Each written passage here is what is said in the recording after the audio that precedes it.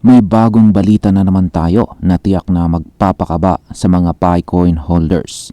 Nagtala si PiCoin ng 16.63% na price surge kamakailan at umabot po siya sa presyong 0.6796. Oo, tama po ang narinig ninyo. At ang dahilan? Ang pagpasok po ng futures trading sa B2Nex platform. Yan, pero ang tanong, makakatulong ba talaga ito para maitulak ang presyo ni PiCoin papunta sa presyong $1 ngayong taong 2025? At kung oo, paano ito makakaapekto sa atin bilang mga Pinoy crypto trader at investor? Kaya sa video na ito ay pag-uusapan natin ang buong detalye sa likod ng balitang ito. Bakit po ito mahalaga? Paano po ito konektado sa Open Mainnet? At ano ang ibig sabihin ng futures trading para sa isang coin na technically ay hindi pa available sa spot market?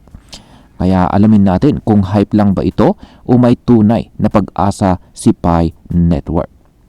Ayan, bago po tayo magpatuloy ay pakibasa po muna ang disclaimer dito sa ibaba ng ating screen. At yan, maliban po dyan ay simulan na po natin sa pinakaunang katanungan kung ano po ang nangyari kay PiCoin sa B2Nex. Yan, ang unang tanong is bakit biglang tumaas ang presyo ni PiCoin? At ang kasagutan po dyan ay simple lamang. Kamakailan po kasi ay nag-announce ang B2Nex na magkakaroon na ng futures trading para kay PiCoin. Kaya ang ibig sabihin nito ay pwede na tayong mag-speculate sa kanyang presyo. Pwede po tayong mag-long kung naniniwala po tayong tataas ang presyo at pwede naman po tayong mag-short kung sa tingin natin ay babagsak siya. Pero tandaan natin, ang mga futures na ito ay synthetic. Ibig sabihin ay hindi sila tunay na PiCoins. Hindi mo ito mawi-withdraw o magagamit on-chain para lang itong salamin ng presyo ni PiCoin na ginawang puhunan para hula-hulaan. Pero kahit ganun, napataas nito ang hype at interest kay PiCoin, kaya naman biglang tumaas ang kanyang presyo. Ngayon is paano ito nakatulong sa presyo ni PiCoin? Ayan, ang pagkakaroon po ng futures trading kahit hindi pa bukas ang Open Mainnet ay parang pagbubukas ng pinto para sa mas maraming crypto traders. Kung dati ay kailangan mong maghintay ng spot listing, ngayon ay may option na para kumita or malugi syempre gamit ang price movements ni PiCoin. Kaya naman ay dumami bigla ang volume. Mas naging visible si PiCoin sa mga crypto exchanges at mas dumami ang usap-usapan tungkol sa kanya. Dagdag pa rito, si B2Nex ay hindi basta-basta platform.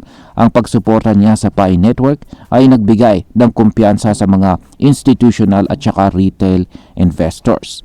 Parang sinasabi nitong, okay itong project na ito, sinusuportahan namin.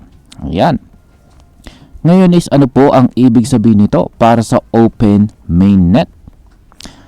Ang mga ganitong developments ay hindi lamang po hype. Ito ay masasabi nating psychological momentum. Kapag narinig ng mga tao na may futures si PiCoin kahit hindi pa live ang mainnet, parang lumalakas ang loob nilang sumali. At kapag dumami ang users at saka speculators, mas mataas ang chance na magtagumpay ang eventual launch ng Open Mainnet. Parang nagtanim ng buto ng tiwala. Hindi pa kita ang bunga, pero nagsisimula ng umusbong.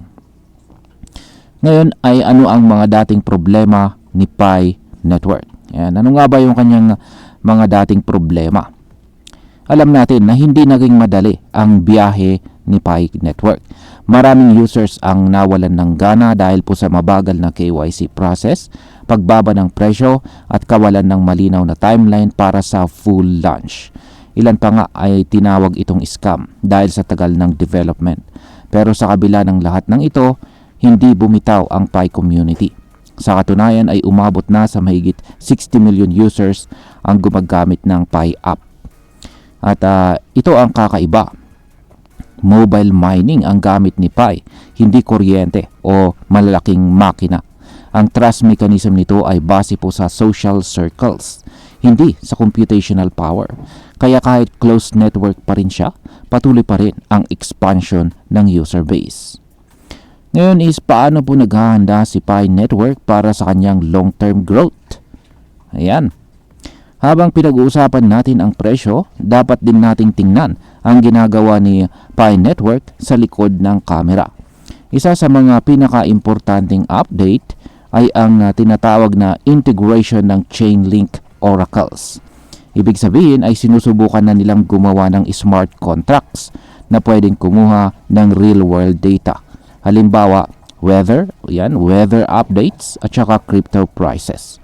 Isa pa, Ethereum compatible na rin ang ilang aspeto ng Pi Network. Pwede na po nilang suportahan ang stable coins tulad ni USDT at saka USDC. Ibig sabihin nito ay pinag-iinteresan talaga nila ang interoperability, isang mahalagang elemento sa tagumpay ng blockchain ecosystem.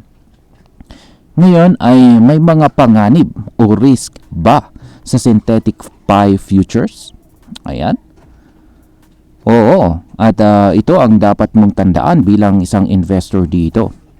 Ang mga synthetic futures ay hindi tunay na representation ng totoong asset. Hindi ito nakabase sa on-chain supply ni Pi Network. Kaya kung aasa ka po sa price actions ng future, delikado ito, lalo na sa volatile market na tulad ng crypto. Mabilis itong tumaas pero mas mabilis din itong bumagsak. Hindi ito simpleng buy and hold. Ito ay high risk trading at hindi po ito para sa mga baguhan. Ngayon ay pag-usapan naman po natin kung ano po ang posibleng maging epekto nito para sa atin bilang mga Pinoy crypto investors na interesado rito kay Picoin. Yan, dito po sa Pilipinas ay marami pong Pinoy ang naging interesado rito kay Pi Network dahil libreng IMI na lamang ito. At dahil mobile lang ito, swak sa karamihan na walang access sa malalakas na computer o stable na internet. Kaya ang balita tungkol kay Bitonex o dito sa listing ni Bitonex ay isang malaking boost para sa moral ng mga Pi users dito sa atin. Posible ring tumaas ang demand sa local Pi trading communities. Mas maraming magtatanong, totoo na ba si Pi? Yan, totoo na ba si Pi Network or Picoin? Pwede na bang magbenta? Kaya kailangan maging maingat po tayo at mapanuri. At ayan, bilang panghuli ay ang masasabi ko naman po rito ay ang nangyari rito kay Picoin ay isang strategic step para i-bridge ang gap sa pagitan po ng closed mainnet at saka public crypto markets. Hindi ito guarantee na tataas si Picoin ng hanggang $1. Pero isa po itong senyales na unti-unti nang lumalabas sa shell ang project. Ang community support, institutional interest at ecosystem development ay magandang kombinasyon. Pero kailangan pa rin nating bantayan kung magkakaroon ng real utility ang coin sa labas ng ecosystem. Ang future ni Pi ay promising pero hindi pa assured. Kaya sa ngayon, ang pinakamagandang gawin natin ay ang mag-obserba, mag-aral at maging handa sakaling dumating ang araw na ganap na itong ma-launch sa open mainnet. At ayun, hanggang dito na lamang po tayo sa video na ito mga ka-crypto. Marami pong salamat sa panonood. Ingat po tayo lagi at God bless po sa ating lahat.